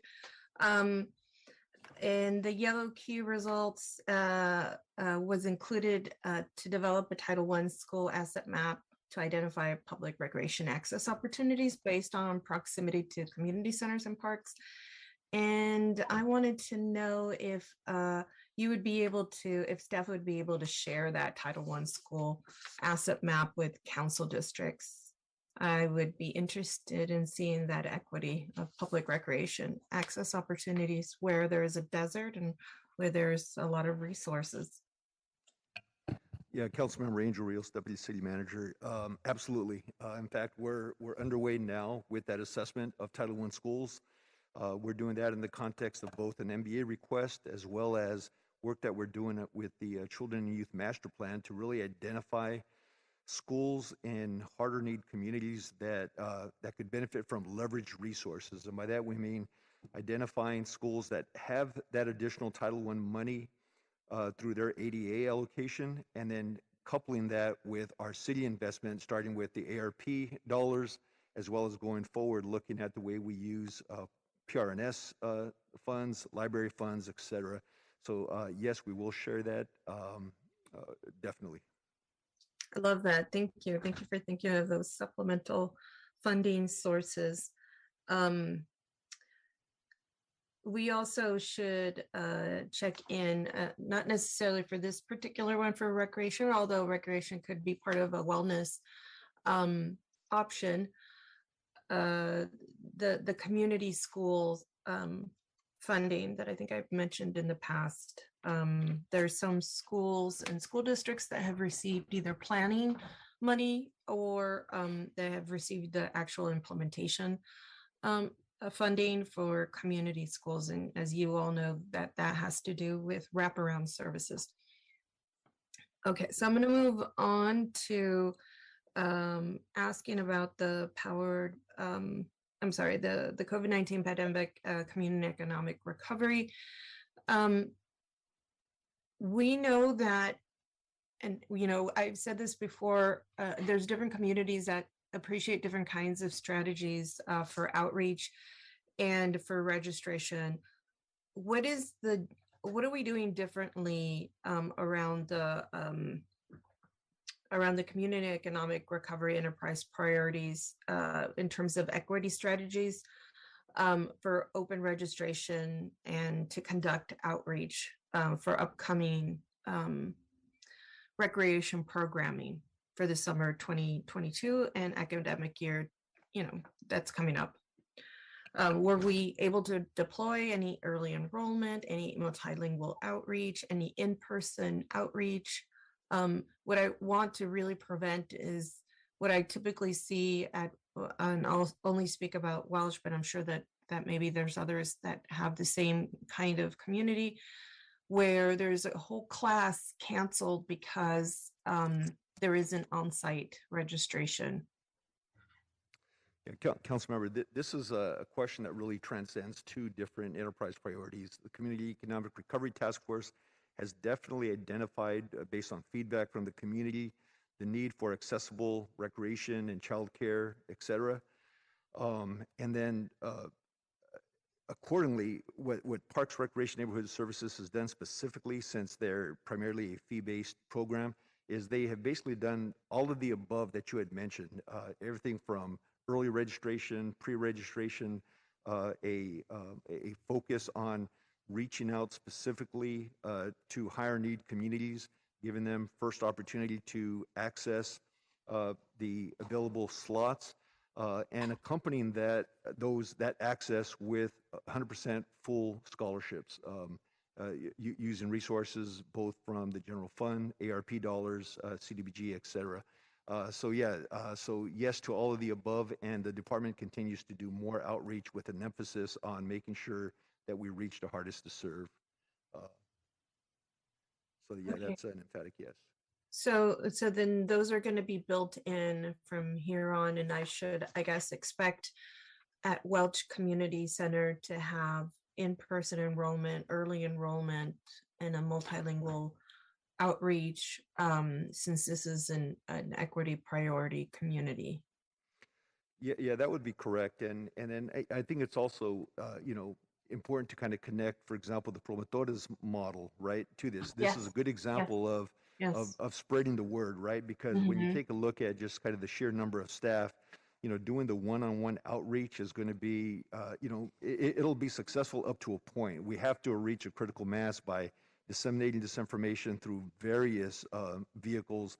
Namely, the best has always been, people recommending to other people, right? And so Word of the mouth. more that we operationalize this going forward, I think the better our responses are going to be. Mm-hmm. And then soon enough, when it's place-based, it'll shift, right? In terms of our scholarship and the way that we approach these classes, and to provide them in areas, high need areas. Okay. The other thing that I was going to ask is about the lived experience group, and what kind of flexibility, what kind of different time frames are we using to provide residents an opportunity to participate and ensure we have that feedback from them? Are we doing weekends, evenings? Are we doing 9 to 5, Monday through Friday? Thank you, Councilmember Arenas. Rosalind Huey, Deputy City Manager. So for the lived experience group as part of the recovery task force, what we did, and we did this through the community engagement committee that was established as part of the task force and working with our consultant. We actually worked with our community-based organizations to identify those individuals with lived experiences. Working with the task force, we came up with a list of criteria. We wanted to make sure we were reaching a wide range of people that were most impacted by the pandemic, and also already had connections in their neighborhood. So for example, we have 10 individuals that have been selected, and they went through an application process. And the task force and the committee actually adopted this list of individuals. But we have people representing all sorts of diversity throughout community, including people who were formerly unhoused, parents with children who have disabilities, small business owners who were heavily impacted by the pandemic. We have a college student who actually graduated from high school during the pandemic. So we have lots of folks representing all types of lived experiences on this group. Moving forward, and they are working now, they actually met last week. They're going to be designing and hosting their own engagement activities. They'll be doing pop-up activities. They'll be doing activities at established fairs and festivals this summer. They'll be conducting house discussions. They'll be going door to door to just get information and resources out to members of our community. So that's how that process is going to be working throughout the summer. Great, thank you. I appreciate that, Rosalind. I'm going to move on really quickly because my time is almost up, and this is under the Safe, Vibrant, and Inclusive Neighborhoods and Public Life. I'm wondering about what are the 5 locations that are going to receive traffic safety improvements? Are they the 5 locations that were selected from the Quick Build pilot project and that the council approved to move forward last year? What are those? Councilmember John Risto from Department of Transportation is making his way down. Oh, of course. Thank you. Thank you, John. Thank you, Councilmember John Risso, Director of Transportation. I'm probably not really sure where those are right now, but I can certainly get back to you with the exact locations. Likely there are those ones that you just mentioned that we've already looked at within your district that's got some work ongoing already. But I'll get back to you the exact locations. Thank you. And one of the things that and we've discussed this before, John, that I know I may not have the in terms of number incidents of pedestrians and car accidents or incidents. But what I do have in terms of the highest is traffic vehicle fatalities, either with pedestrians or just the traffic fatalities because of speed. And I'd like to know what is what is the different kind of strategy that's going to be used in my district, because it is slightly different than everybody else. We're having an alarming number of traffic vehicle fatalities, especially on White Road, especially in these last 5 months. Yeah, thanks, Council Member. Again, yeah, there is no shortage of locations for us to be finding Yeah. traffic safety improvements in any one of the districts. And you're right, you've characterized your district a little different than some of the other ones, more suburban. You probably do have some higher speed, higher order arterial roadways. So yes, there are different approaches to that. And I think what we've done in your district that we started with was some of those pilot projects with some of the side shows that are going on in the Mhm. larger intersections. You got the first one that we applied in, I think it was on Ruby. So those are the kind of approaches we're going to have to use in those kinds of larger intersections, larger roadways. So, but there's no shortage of locations for small scale traffic improvements in any of the districts. Yeah, I'd like to see some level of priority on those areas that have had the most fatalities. I mean, I get that there might be, and I'm not saying that one is more important than the other in terms of there might be a lot of incidents and a high number of incidents throughout the city. But when you see fatalities, I think that's when we need to make sure that there's a priority for a certain roadway and a different kind of a strategy. And so I'd like to see what we can do to change that just slightly for my district. I don't want it to be known as a high traffic vehicle fatality area. Yeah, we agree. We don't want that occurring in any of the districts. As you know, we've got a number of corridors. These are larger roadway corridors in Vision Zero, but it is something we want to be applying, get ahead of the game a bit, not just react to terrible incidents that occur, but to actually get ahead of it. And that's why we're prioritizing through Vision Zero as well as some other programs to get ahead of that work with all the quick build. All right. Well, I hope to see another quick build. That quick build on Tully and Ruby. Let me tell you, people love it. They like the reduction of donuts and high speed shenanigans there. But you know, that's just one of the areas where we saw a lot of incidents, but now White Road seems to be having a lot of fatalities. Anyways, I appreciate the support, John. I hope that we can get something real on White Road, as it is not one of the corridors that I think is for Vision Zero. Yeah, Councilmember, you should see, and I think your staff probably knows about it. You should see some work this summer as we had a delayed pavement project from last year on White Road that's going to reconfigure portions in Councilmember Craswell's district as well as yours. It's going to refigure White, so you should see some pretty significant changes coming up this year. Great, thank you so much, John. I appreciate it, and thank you, Vice Mayor, for allowing me to finish up with this conversation. You're welcome. Tony, we have a motion and a second. Jimenez, Yes. Peralez, Cohen, Aye. Carrasco, Aye. Davis, Esparza, Yes. Arenas, Yes. Foley, Aye. Mahan, Aye. Jones. Aye. Thank you. All right, motion passes. Next is item 3.5, public member appointment to the Board of Administration for Police and Fire Retirement Plan. And David Kwan is the only applicant, and he is on Zoom. David, go ahead and do your camera, and council, go ahead and start asking questions.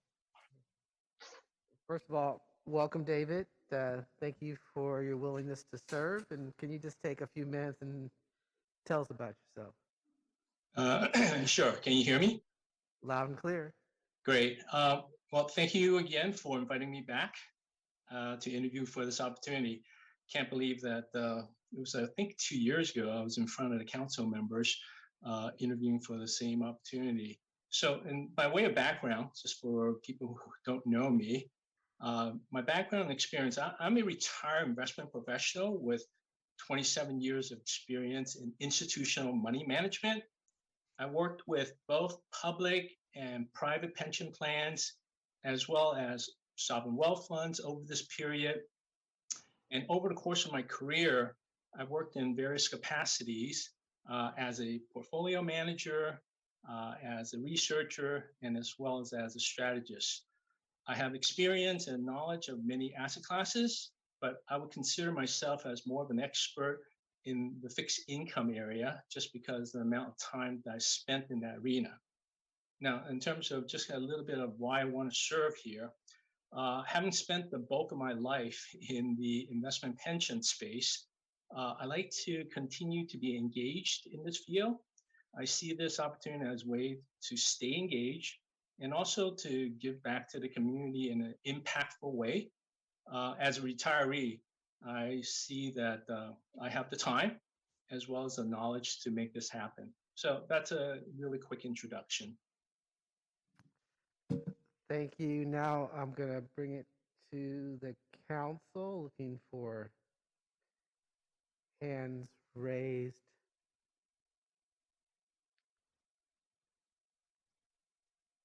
And I don't see any. David, one of the comments I like to make is that you actually left off a critical piece in your introduction, and that is you're a Berkeley MBA grad.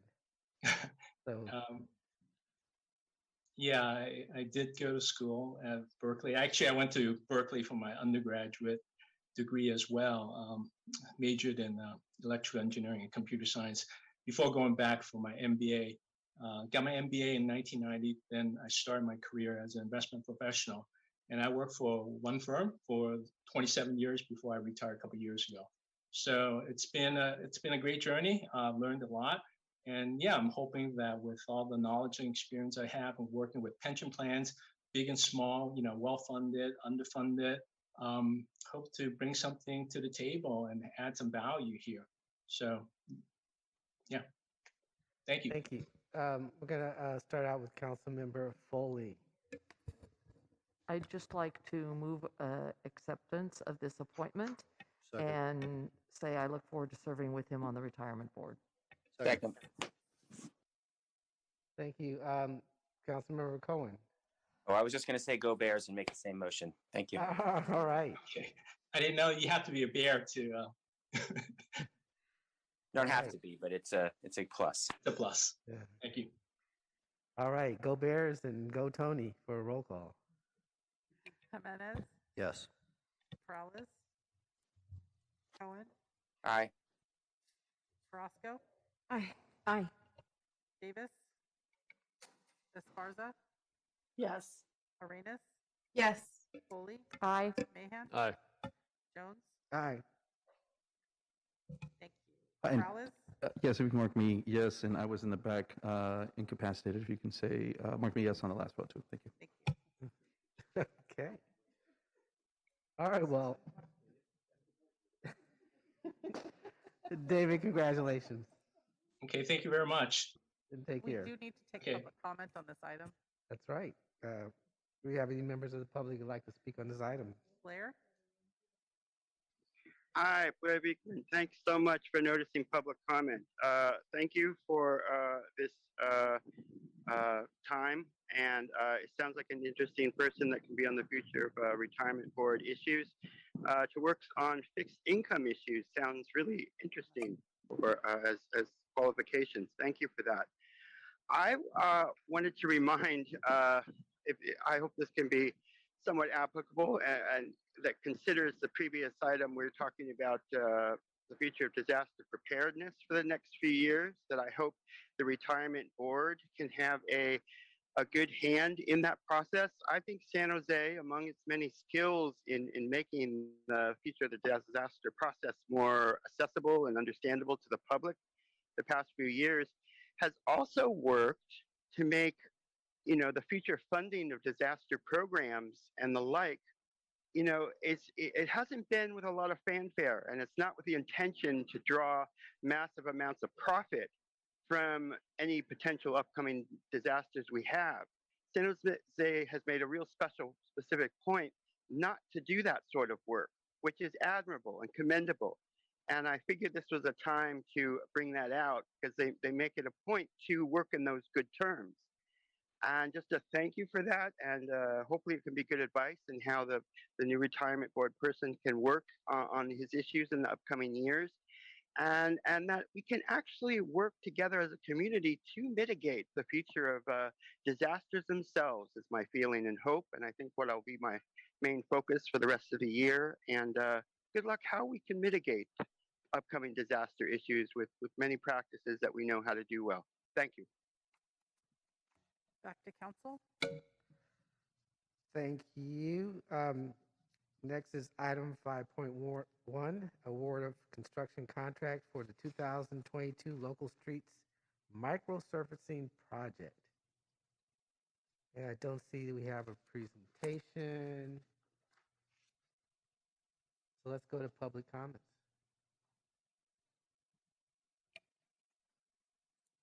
Blair? Hi, microsurfacing.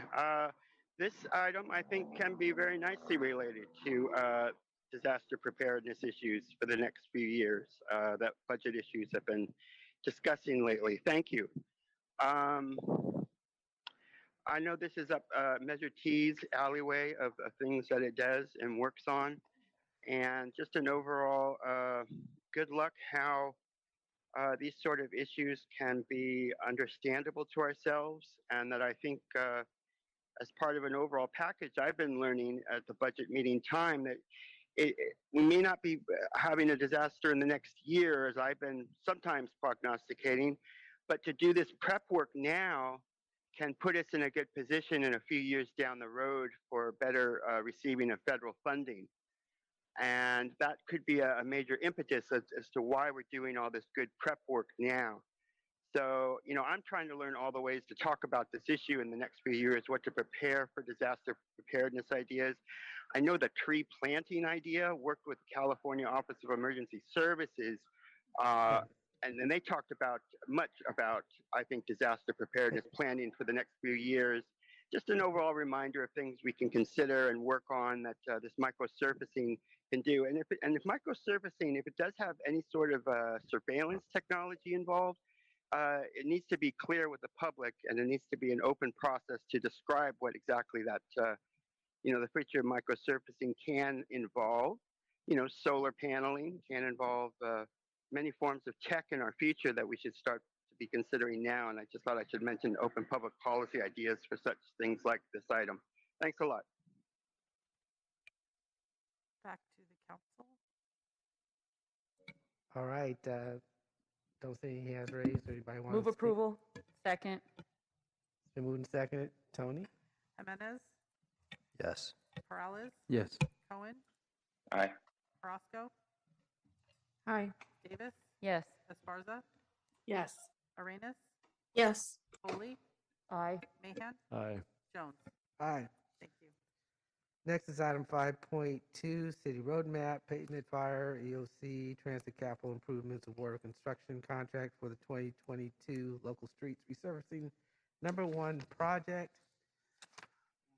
Don't see a presentation. Let's take public comments. There are no hands. Move approval. Second. All right, it's been moved and seconded. Tony? Jimenez? Yes. Peralez? Yes. Cohen? Aye. Orozco? Aye. Davis? Yes. Esparza? Yes. Arenas? Yes. Foley? Aye. Mahan? Aye. Jones? Aye. Thank you. Okay, on to item 5.3, award of construction contract for the 2022 major streets resurfacing project. No presentation. Do we have any public comments? Blair? Hi, thanks. These three items, consecutive items, kind of are together, and just an overall thank you in the work you're doing, the resurfacing issues and what that can address, our long-term questions of disaster preparedness practices and ideals, and actually, it was kind of what I wanted to say for, this was some of the words I wanted to say that were getting cut off because I was on the BART for the previous item about talking about budget issues for the third quarter. So thanks a lot for these items and how you're trying to talk openly about preparedness, and thank you for that. Back to the council. Move approval. Second. Tony? Jimenez, Yes. Morales, Yes. Cohen, Aye. Carrasco, Aye. Davis, Yes. Esparza, Yes. Arenas, Yes.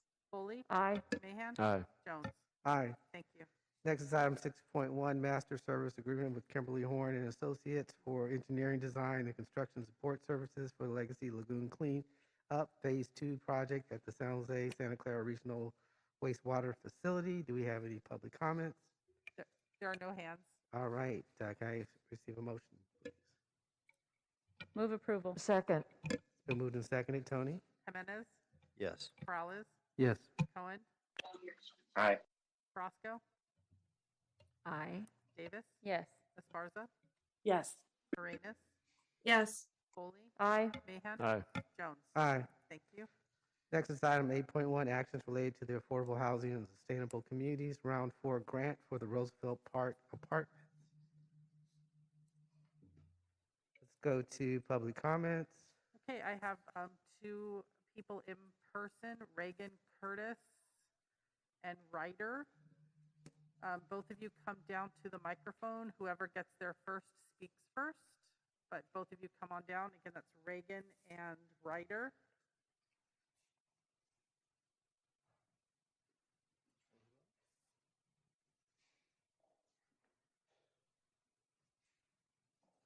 If I called your name, go ahead and come down and line up at the base of the stairs. And the Ryder card also says Shema, so I'm not sure if there's two of you speaking on that. So just line up at the stairs and the first speaker goes to the microphone.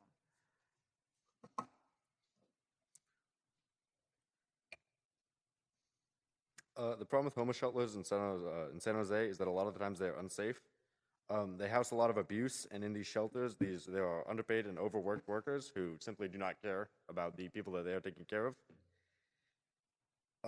They also have a curfew, which prevents certain people from having night jobs. These people are underqualified and cannot reserve a regular time job, so these night jobs are the only source of income that they have. And a curfew prevents them from both having a job and seeking shelter at the same time, which is obviously a problem. Many of these homeless shelters bar people with pets or women with children due to regulations that, instead of being changed, were simply altered to fit that narrative. The law says it's to protect them, but instead of actually enforcing a set of rules or laws or people to hold those laws, they simply just change the rules. If these children and pets and people cannot find a safe place to sleep, they will sleep on the streets, and that creates a problem, as most of them will, well, that creates a public problem to the rest of people, or they will find a place to sleep in their cars. Thank you. Next speaker.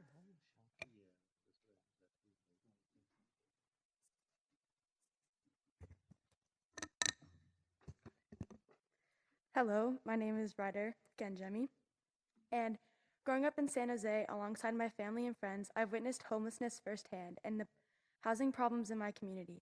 Living alongside of Coyote Creek in what I would say is the heart of downtown San Jose, although it seems obvious that homelessness is an ongoing problem not only in the Bay Area but the world, most people are blissfully ignorant of this majorly relevant problem affecting close to 7,000 people in San Jose alone. From biking to the San Jose Giants game and making almost every home game in the season, to biking through SJSU, all the way to 4th Street Pizza, you are bound to notice the homeless people and feel sorry for them. For the first time, you notice at 7 years old to now at 16, me and my friends want to help find a solution to having the best available safe options for the homeless. The fact that this situation has not changed even now is proof that our community must move forward with this opportunity. With the opportunity housing. Thank you. Thank you. Next speaker.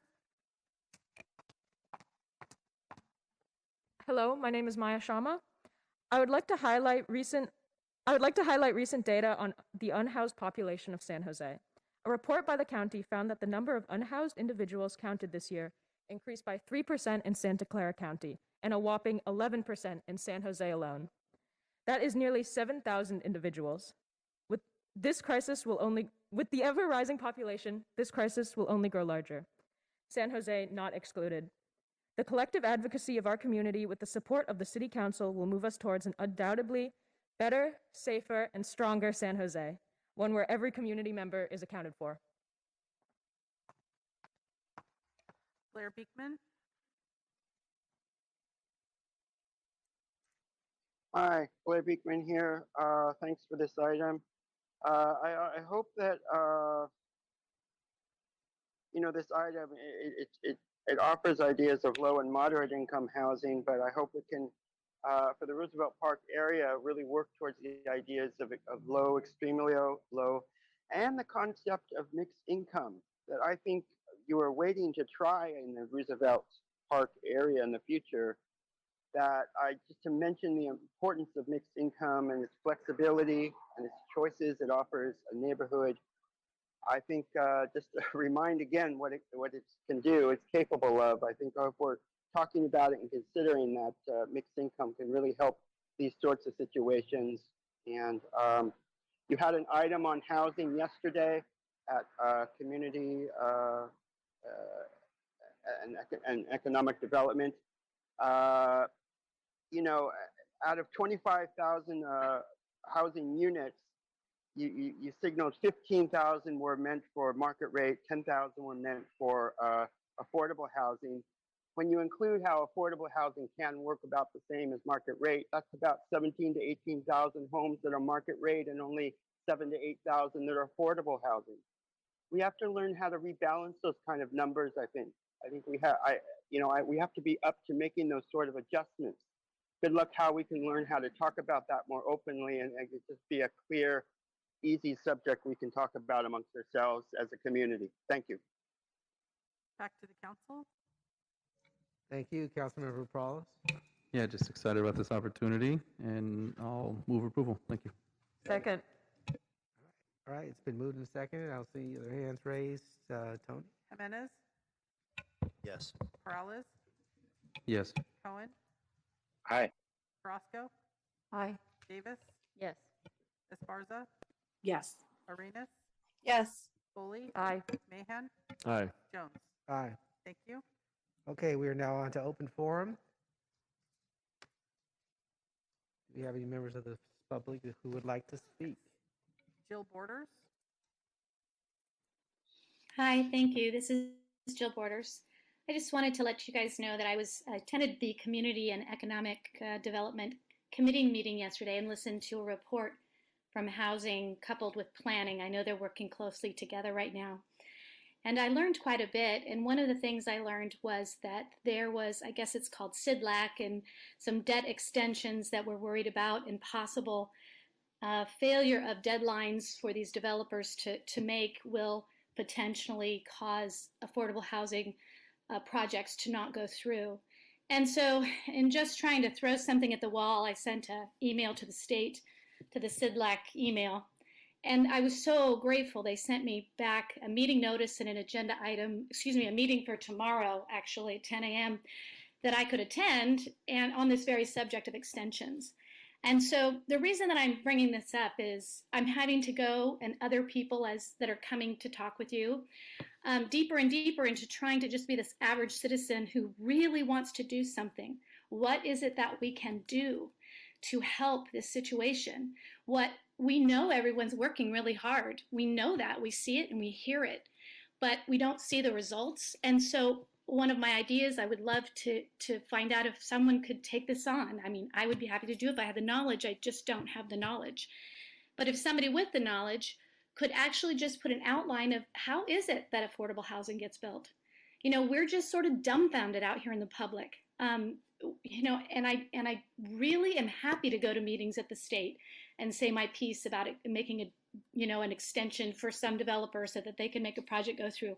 So the public, we need to know what we can do as individuals to move the needle on this. And so if someone can take that on, just even simple ideas put out in newsletters or something by council members, there are so many people out here that we want to help. Claire Beekman.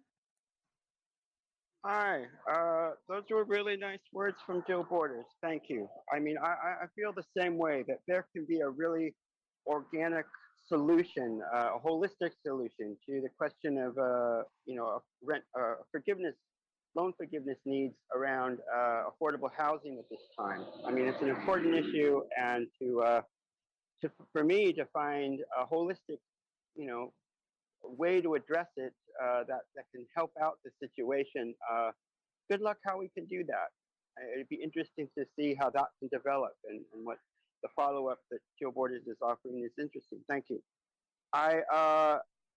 It was nice to hear we're talking about food security today. I mean, I'm really interested how food security can play an important role in asking for an end to war in the Ukraine area. I tried to say yesterday, it's really up to, the future of local communities of the Ukraine area that we actually have been developing good skills around racial equity right now and open up and accountable practices, good democratic ideals that they're really going to need in the Ukraine after war is over.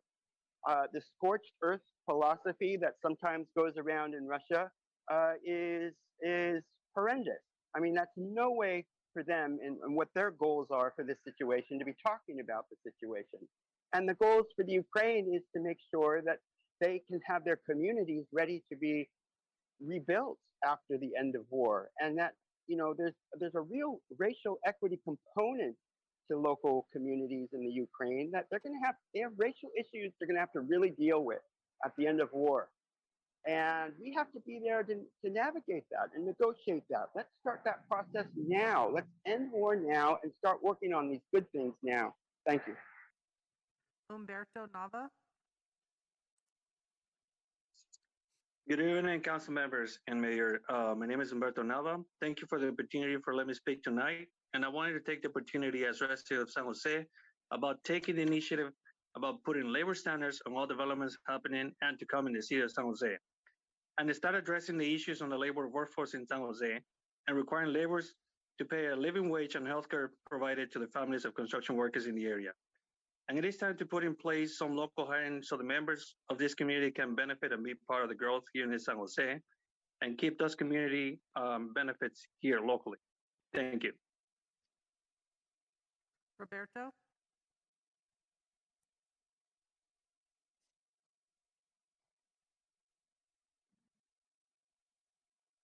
Roberto.